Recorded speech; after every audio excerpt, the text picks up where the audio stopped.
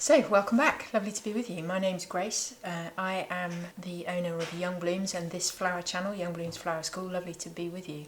Today I wanted to do something as we head towards Christmas with a bit more of a festive nod. So whether you're starting to think about booking up for a Christmas wreath workshop, or you're thinking about dressing the house for Christmas, table centres or whatever, garlands. I wanted to do something that's a bit more suspended in the ceiling. I've got a couple of suspended floral ideas on the channel. I'll put a link to them now so you can see them. But this one is going to be up in the ceiling around the light fixtures that I have in my workshop.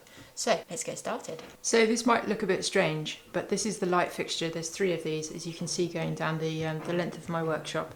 But what I want to do is create a festive sort of style hanging arrangement around that second piece of wood that hangs down.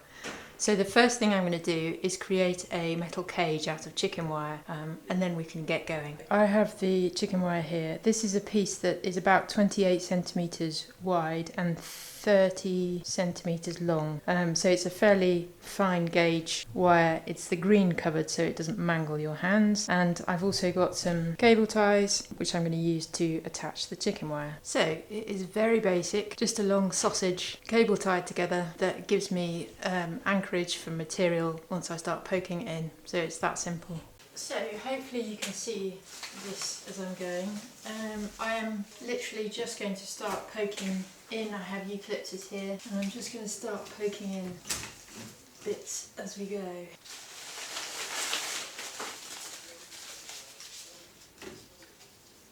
So I think a design like this will start once it starts interlocking, then it will make it much easier. Okay, so I have bits of spruce here. So I've just cut them short sort of lengths and I'm going to start poking them in. Okay, so I have some small pieces of burgundy hydrangea that I've wired, so just on a hairpin wire on there, and I'm going to poke those in because those are the type of hydrangea that will dry quite nicely. Then I've got some red roses in test tubes, so I'm just going to poke those in. I've done them at various lengths, so just to give pops of colour where I need.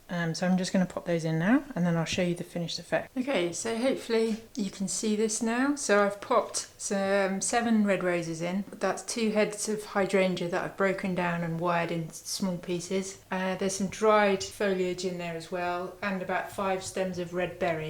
So quite effective. Foliage, I've used conifer, eucalyptus and spruce, and I've only done it one side because otherwise it would be huge, but at least just to give you an idea of what it could look like. So here is the finished piece. Roses, berries, eucalyptus, spruce, conifer, dried material, some Christmas baubles, and did I say red roses? I think I did. Oh, hydrangeas too.